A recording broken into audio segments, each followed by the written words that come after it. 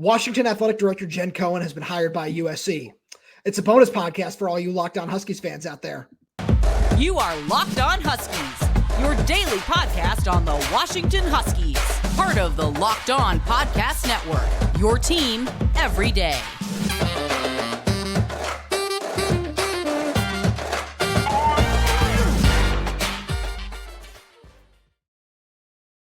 Welcome to a special bonus edition of the Locked On Huskies podcast. I'm Roman Tomashoff. That's Lars Hanson. We write for Inside the Huskies with Fan Nation and Sports Illustrated. And Lars, it's an emergency, so this is going to be real short. We're going to go probably 12, 15 minutes on this. But Athletic Director Jen Cohen, who has been with the Husky program for 25 years at this point, has been hired by USC. So she is staying in the Big Ten as athletic director, but somebody who has just a ton of ties to the Washington program is not going to be with them anymore. Just initial reaction. Yeah, I mean, I think we kind of all knew at some point Jen was going to leave. It was always the question of kind of which job, and I think she had done such a good job at Washington where she kind of pick and choose where she wanted to go.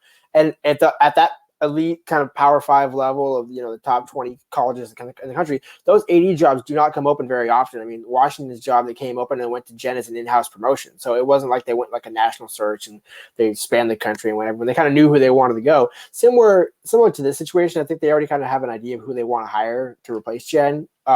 They could do a national search, but I think there's kind of a good idea. I'm sure we'll talk about that in a bit. But I think it's the right move for Jen. It's the right time for Washington. She got Washington to where they needed to go in the future. She didn't fumble the bag. Maybe it wasn't the smoothest transition under the Jimmy Lake era. Mike Hopkins, we can discuss that, and maybe her highs and lows. But I think overall, at the end of the day, she did her job at Washington. No, absolutely. And one of the things that, we kind of need to discuss right off the cuff is she was the biggest reason that Chris Peterson got hired.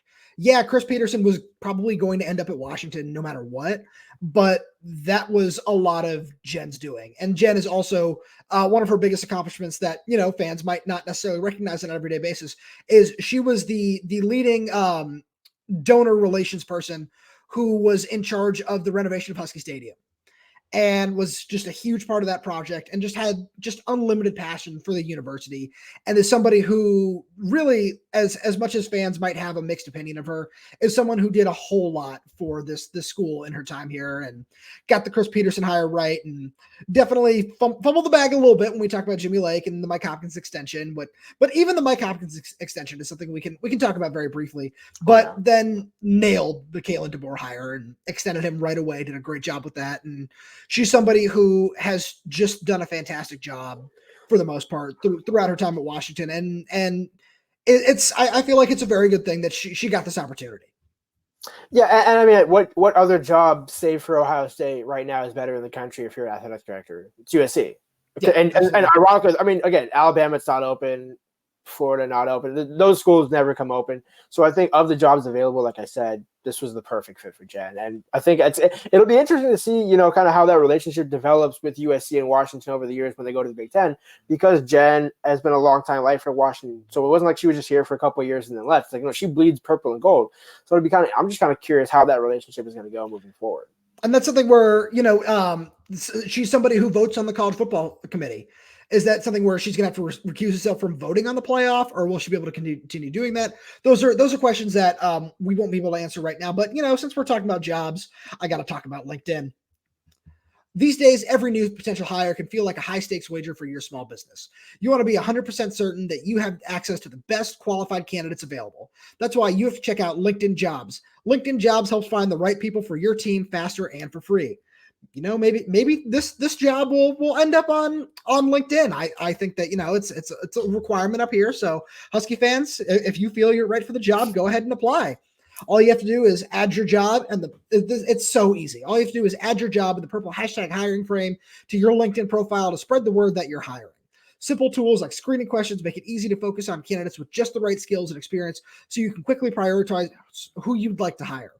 It's why small businesses rate LinkedIn Jobs number one in delivering quality hires versus leading competitors. LinkedIn Jobs helps you find the qualified candidates you want to talk to faster. Post your job for free at linkedin.com/lockdowncollege. That's linkedin.com/lockdowncollege to post your job for free. Terms and conditions apply. Now, let's talk a little bit about Jen's impact during her time at Washington. And do you want to just you mentioned Mike Hopkins? Do you want to talk about that first, so we can kind of go in chronological order, since we discussed Chris Peterson very briefly, who we will also discuss as a athletic director candidate, again very briefly. But let's talk about Mike Hopkins and his extension.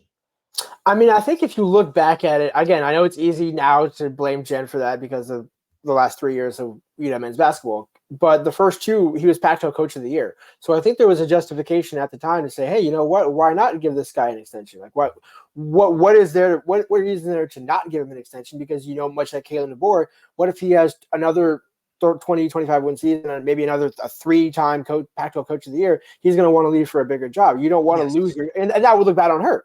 I mean, maybe not. But again, I think if you're Jen, I would rather keep my guy. That, especially a guy that was a long-time assistant at Syracuse. This is his first head coaching job in college basketball. So it's like, okay, I made a gamble on him. I'm going to need to continue that gamble because he's given me no reason not to. Yes, since then, for various reasons, not really of Jen's doing at all, Mike Hopkins is in the program have just struggled. And I think, if he's able to turn it around this season, he could maybe ride out the rest of his contract. We'll see. But I think, at the end of the day, fans can belabor that, but I think at the end of the day, it's kind of a wash cause. You're better off extending him than not. No, that's a great point. And that's something where, you can kind of look at the Jimmy Lake thing where, yeah, there probably should have been a national search done. But when Chris Peterson steps aside and says, hey, this is the guy that I want to have the job, and it's somebody you've done it's just such a good job at keeping in the program for so long. It's not really even the worst thing to say, yeah, he deserves a shot. Sure, it didn't end very well, but that's something that, it's kind of a lose-lose scenario, because let's say that Jimmy gets passed over and, the next hire doesn't necessarily work out. And that's, why didn't you just hire Jimmy Lake? And it's the same thing. It's kind of a lose-lose scenario. And I wanted to just spend 30 seconds, because we have the opportunity on this podcast here. I want to talk about just a little bit with my feelings of Jen Cohen leaving for USC, because I feel that I wouldn't be in the position that I'm in today without a little bit of help from Jen Cohen. She's somebody who Lars, I know you and I have talked about just my relationship with the University of Washington. My dad's an alumni, and somebody who really just made a huge impact on me personally is Jen. My dad and Jen have had a relationship for a long time, where my dad has helped out with certain things around the university. And she's somebody who every single year when we would come up here, when I was still living in Los Angeles, she would give us a tour of the athletic department and just go through all the facilities, everything, take time out of her day. And it was something that really meant a lot to me, and something that growing up, I always saw myself just doing something in some capacity at the University of Washington. And I really just wanted to just extend a quick thank you for her, just in a setting where I feel like some people might be able to see that and just say that that her time is very much appreciated, and that Husky fans I know will miss her. No, yeah, I think the sentiment that I share with Jen is that it's so much years where, ironically, towards the end of her tenure, I'm not saying she was unapproachable, but it just didn't seem like she was out there as much as she used to be. And I think this was almost like this was kind of like the right time for her to leave. And obviously for various reasons, she wasn't able to be out there in the front, but when she used to be, and when she, kind of in the beginning era of when she became AD at Washington, she was always kind of out there in the front. She's always there at Husky home games. I mean, she hugged Kalen DeBoer on the sideline after his first win over Kent State. She's always been right there. Even during Jimmy Lake, she was always right there on the sideline. So I think it was always a testament to her that no matter what, she was always going to be out there. Maybe she didn't speak as much as we would like to, but she was always out there on the forefront, which I think you can't ask for anything more as an athletic director. Moving on now, we have to discuss just a couple minutes on who is going to be Washington's next athletic director. It looks like that there's a very good program, just a very good candidate in-house. But before we do that, we have to talk about Chris Peterson. And this is something where I just want to say that as much good as Chris Peterson has done for the University of Washington, that would be a terrible decision to make that hire, because Chris Peterson is a great man who has done a lot of great things. But one thing that he does not enjoy is press and attention. And something that this university needs right now more than ever, especially with this move to the Big Ten, is somebody who wants to push social media and push attention and push coverage and push content. And that person is not Chris Peterson. It's just, it's that simple. It's not. And yeah, it's a great thing that he signed off on the football hire of Kalen DeBoer. That's something that he will always be around for. And that's a great thing. If he wants to advise on the football program, awesome. But something that he should not be advising on is the athletic department as a whole, because he does not want some of the things that this program really needs. So I know you want to talk about a little bit about somebody who you think is going to be the top candidate. Yeah, and I mean, actually, you nailed it right on the head. The guy who pushes social media, the guy who is constantly on social media, engages, was hosting a live feed of the UW men's basketball game over in Paris a couple of days ago. That's Deputy AD and Chief of Staff at Washington, Andy Fee, who spent, I believe, 5 years at Long Beach State as an AD. Really well respected across the college football athletic world. I've never heard a bad thing about Andy Fee. And in my time getting to know him, he seems like he was hired as a glue guy.